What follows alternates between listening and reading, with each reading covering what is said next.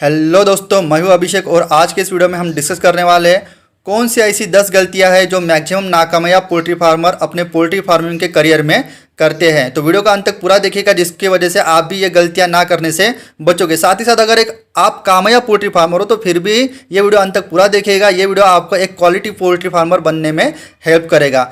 Point number 1 जो एक नाकामयाब पोल्ट्री फार्मिंग करता है वो है रेंट से पोल्ट्री फार्मिंग करना। जी हाँ दोस्तों, जितने भी आपने पोल्ट्री फार्मिंग नाकामयाब देखे होंगे उसमें से 90% पोल्ट्री फार्मर ये रेंट से पोल्ट्री फार्मिंग करने वाले ही होते हैं। क्योंकि आप भी सोचिए, अभी आज के प्रेजेंट डे में 5,000 स्क्वायर फीट का भी आप शेड अगर रेंट से लेते हो तो मिनिमम आपको 10,000 रुपये किराया देना पड़ेगा मंथली, और लाइट बिल अलग से। तो आप भी सोचिए, 2 महीने के ब्रॉयलर के बैच के लिए आपको 20,000 और 4 महीने के आपके गौरन के बैच के लिए आपको 40,000 रुपये पेड करना पड़ रहा है, और लाइट बिल अलग से।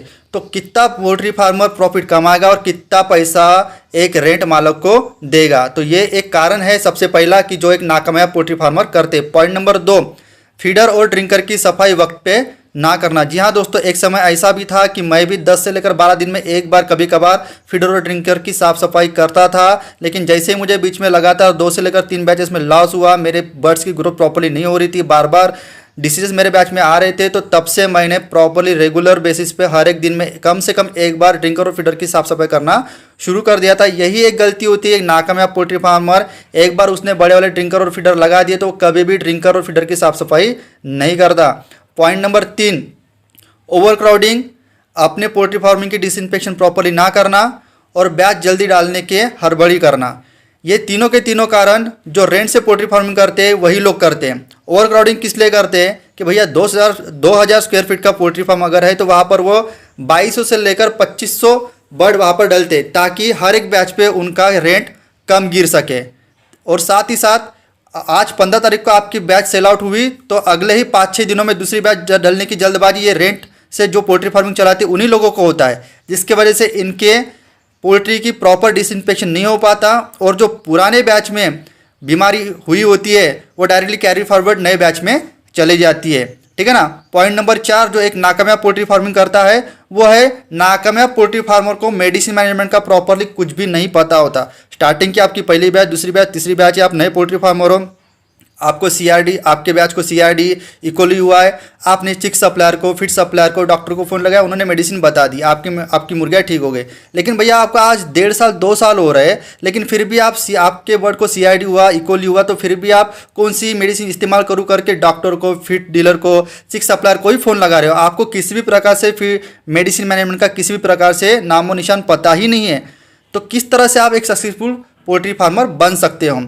पॉइंट नंबर 5, सीमेंट की फर्श का ना होना। जी हाँ दोस्तों, अगर आपके पोल्ट्री फार्म में सीमेंट की अगर फर्श है तो वो काफ़ी ज़्यादा आपको एक प्रॉफिटेबल पोल्ट्री फार्मिंग करने में हेल्पफुल होता है। जैसे ही आपकी बैच निकल गए, लिटर साफ करते समय अगर आपकी फर्श सीमेंट की है तो काफ़ी अच्छे से आपकी लिटर की क्लीनिंग हो जाती है, किसी प्रकार का भी लिटर वहाँ पर चिपक के नहीं रहता। लेकिन अगर आपकी सीमेंट की फर्श नहीं है तो मैंने काफ़ी ज़्यादा पोल्ट्री फार्मिंग में ये प्रॉब्लम देखा है कि वो उनका लिटर होता है ना, वो सफाई करने के बावजूद भी काफ़ी जगह पर चिपक के रहता है, जिसकी वजह से उस लिटर में रहने वाले बैक्टीरिया अगले बैचेस में कैरी फॉरवर्ड डिसइंफेक्शन करने के बावजूद भी पहुंच जाते हैं। पॉइंट नंबर 6 जो एक नाकामयाब पोल्ट्री फार्मर ये गलती करता है, वेंटिलेशन की प्रॉपर मैनेजमेंट उसको पता ही नहीं होती है। भैया किराए से शेड ले लिया, या फिर जब भी आपने शेड का कंस्ट्रक्शन किया, एक तो चौड़ाई आपने बड़ी लगा ली लंबाई के तुलना में, ठीक है ना, लेकिन चौड़ाई बड़ी की तो की, लेकिन ना आपके पोल्ट्री फार्म पे फैन की सुविधा है, ना ही एग्जॉस्ट फैन की सुविधा है वेंटिलेशन होने के लिए। जो कार्बन डाइऑक्साइड, अमोनिया गैसेस आपकी इधर में बन रहे पोल्ट्री फार्म में, वो अगर रिलीज प्रॉपरली नहीं होगी तो आपके बर्ड को बार बार डिसीजेस, गाउट का प्रॉब्लम और साथ ही साथ सीआरडी का प्रॉब्लम बार बार होगा। पॉइंट नंबर 7 जो एक नाकामयाब पोल्ट्री फार्मर करता है वो पर्दे के मैनेजमेंट को बहुत ही हल्के में लेता है। जी हाँ दोस्तों, पर्दे का मैनेजमेंट इतना इंपॉर्टेंट रोल प्ले करता है पोल्ट्री फार्मिंग करते समय। पहले के जो ब्रूडिंग का ब्रॉयलर के लिए 7 दिन और गावरन के लिए 21 दिन का जो ब्रूडिंग पीरियड होता है, वहाँ पर पर्दों का मैनेजमेंट काफ़ी ज़्यादा हेल्पफुल, बहुत ही ज़्यादा इंपॉर्टेंट रोल प्ले करता है। क्योंकि तो पर्दों का मैनेजमेंट, जिस तरह से आप पर्दों से उस एरिया को ढकते हो, वो रूम को, आपके पोल्ट्री शेड को ढकते हो, तो वो पर्दों के वजह से ही आपके पोल्ट्री के शेड में पहले ब्रूडिंग के दिन 7 दिन या फिर 21 दिन गावरन के लिए एक प्रॉपर टेम्परेचर डेवलप हो पाता है। और यही ब्रूडिंग का जो पीरियड होता है वो डायरेक्टली इंटरकनेक्टेड है, आपका बर्ड आगे जाकर कितना एफसीआर कम लाएगा या फिर कितना ज़्यादा ग्रोथ करेगा। पॉइंट नंबर 8 की पोल्ट्री में रोशनी का एक समान मात्रा में ना होना। जी हाँ दोस्तों, आप ये गलती कर रहे हो। आप किस तरह से पहचान सकते हो? अगर आपका बर्ड रात में दाना कम खा रहा है और सुबह के समय में आपका बर्ड अगर फीड ज़्यादा उठा रहा है, तो आप समझ लीजिए रात में उनको प्रॉपरली एक समान रोशनी नहीं मिल पा रही है। जिसकी वजह से क्या होता है, जैसे ही दिन का उजाला मिल गया है बर्ड्स को, तो फीड उनको जैसे उनके आंखों को दिखा, वो भकाभक जल्दी जल्दी में बहुत ज़्यादा फीड खा लेते हैं। इस वजह से आपको पूरी की पूरी बैचेस सेल आउट करने तक हर एक 2-3 दिन के बाद आपको डायरिया का प्रॉब्लम महसूस होगा, क्योंकि बर्ड को डाइजेशन का प्रॉब्लम हो रहा है। पॉइंट नंबर 9 जो एक नाकामयाब पोल्ट्री फार्मर करता है, वो है पोल्ट्री में लिटर मैनेजमेंट प्रॉपरली ना करना, पोल्ट्री में लिटर के मैनेजमेंट को अंडर एस्टिमेट कर लेना। जी हाँ दोस्तों, मैंने पहले ही बता दिया और मैं हर एक वीडियो में बताता हूँ कि अच्छे क्वालिटी का पानी और लीटर का सूखा होना, ये 2 मूल मंत्र है प्रॉफिट कमाने के लिए। लेकिन यही 2 मूल मंत्र में से दोनों के दोनों भी मूल मंत्र को प्रॉपरली एक नाकामयाब पोल्ट्री फार्मर कभी भी नहीं करता।